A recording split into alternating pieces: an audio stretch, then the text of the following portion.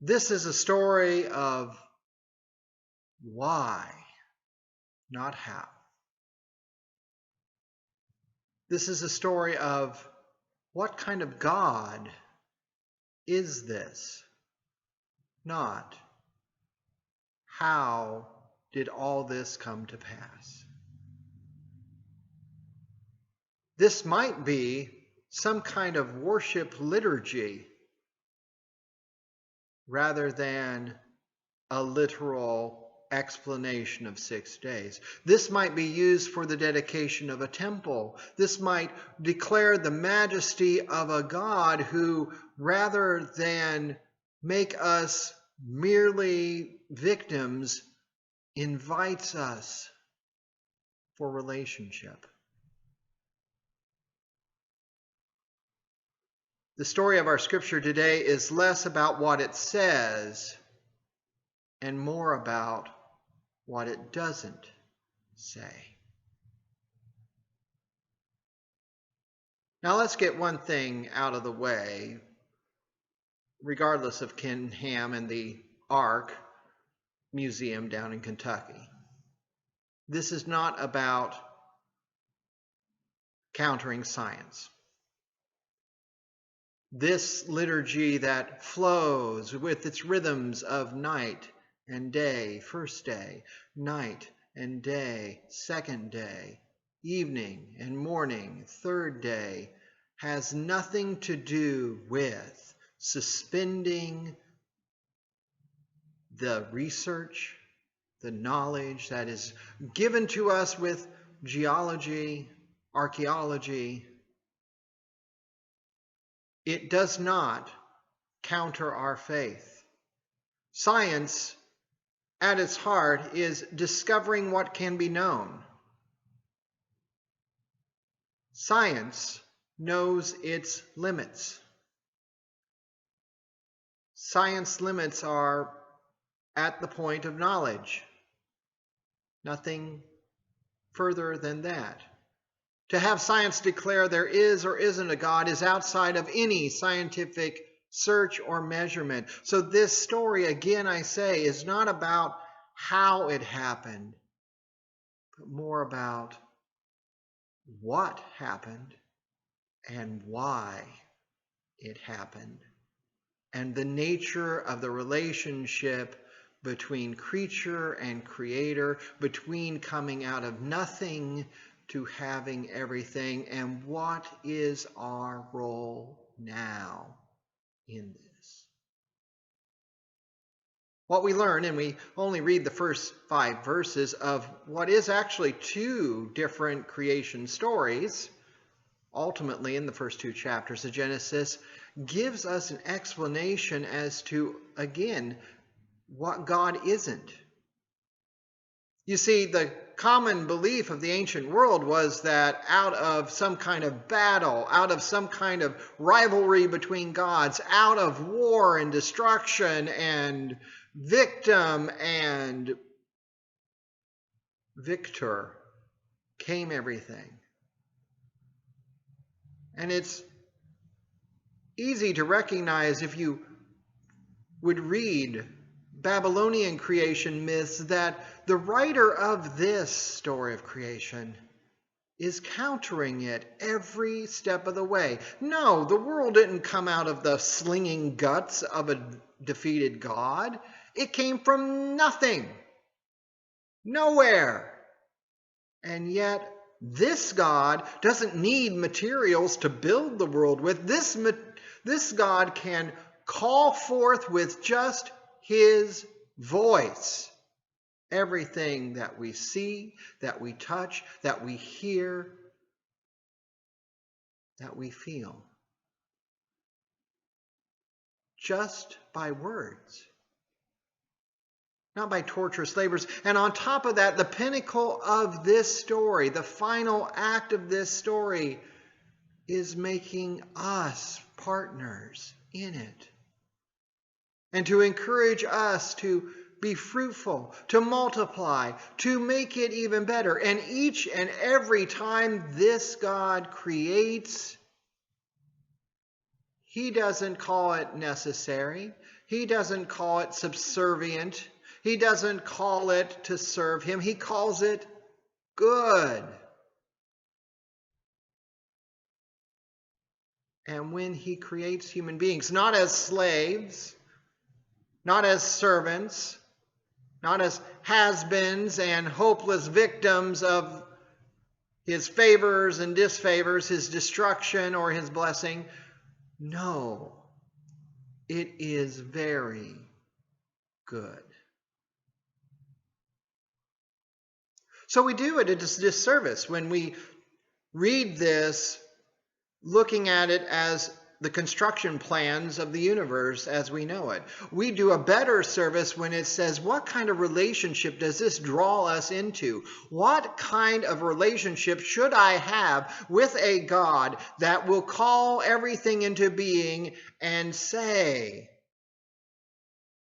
let us make something of our own likeness?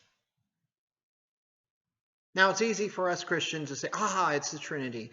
But in the context of ancient Israel, this would be more a case of the understanding of a heavenly court where there were multiple gods, and say, let's call forth something that's like this council of gods. Notice there is no subservient sex. Notice there's no subservient gender. Notice there is no subservient person or class. It is a couple called very good.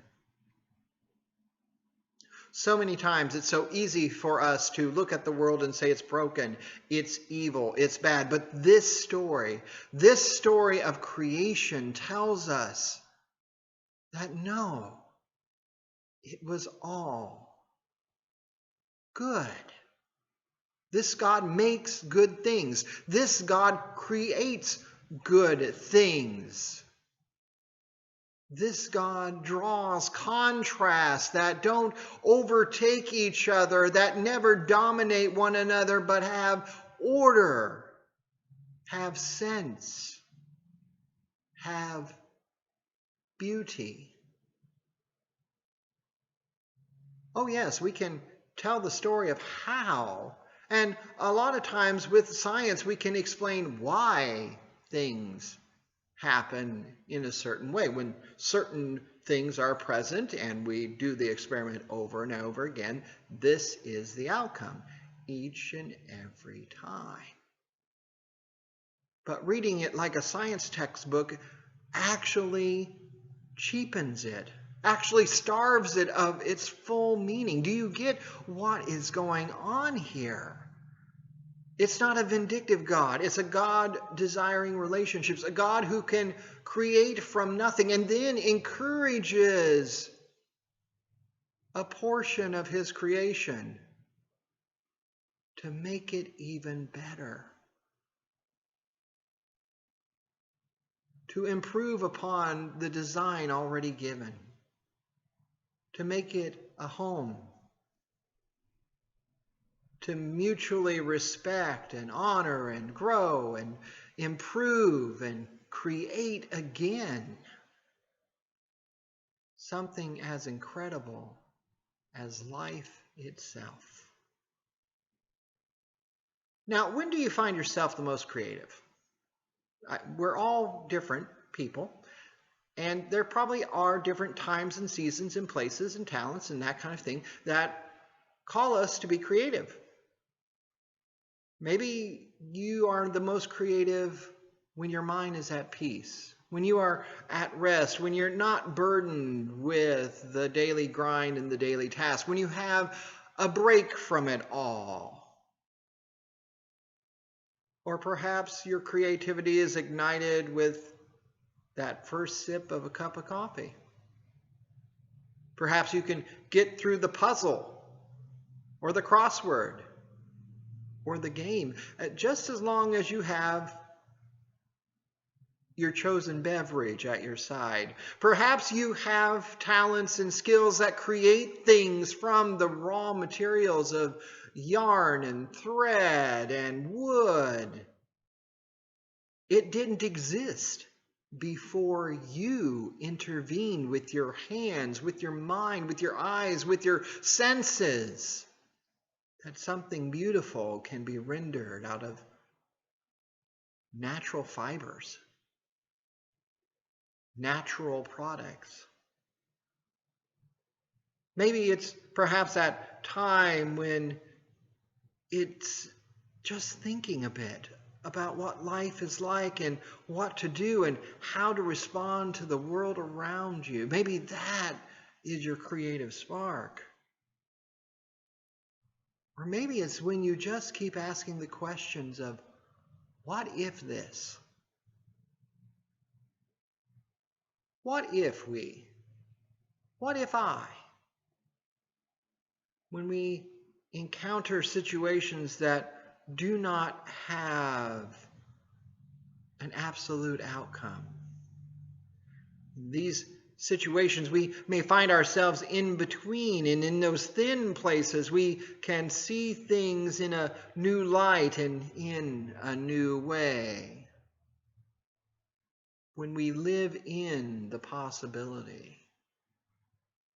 Because our lives are between two worlds. Our time is between the times when Jesus walked on the face of the earth 2,000 years ago and our expectation of Jesus' return to fully reconcile this world and God's creation to our Creator and to our creative God. That the earth would reflect God's glory in its fullness, that we're not escaping from this place, that we are settling in, and that God will one day move fully into his creation. But the time between can be a time of weirdness. It can be a time where we're awkward. It can be a time where we have uncomfortable moments. It can be a time when it can also be outright beautiful opportunities.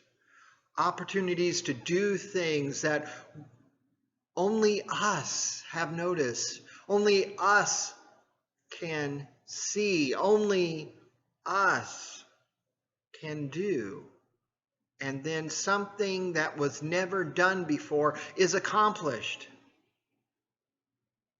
These are the opportunities that God provides on this platform of creation for us to be so creative.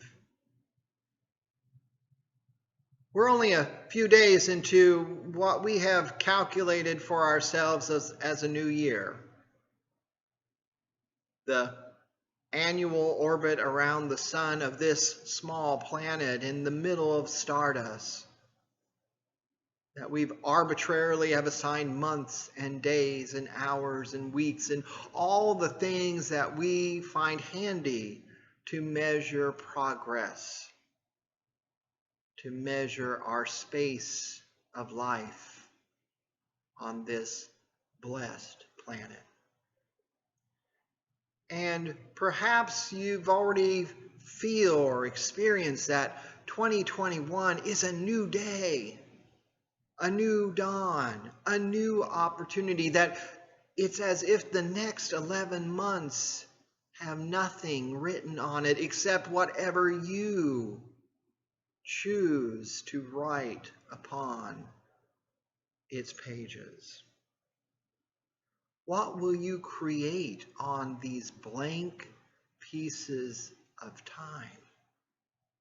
Will it be bringing order just like God did in the acts of creation? Would your voice render out of nothing something that is very good?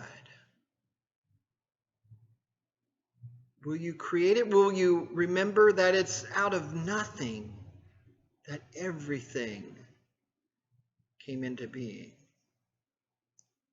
God was so creative in wanting to know us, to want to know our experiences, how we live, when and what we feel and what we do.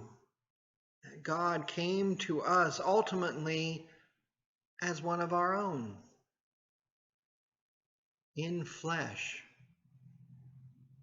And when I think of what Christ has done for us and for creation and reconciling it to God, for all of its shortcomings, for all of its blanks, for all of its problems,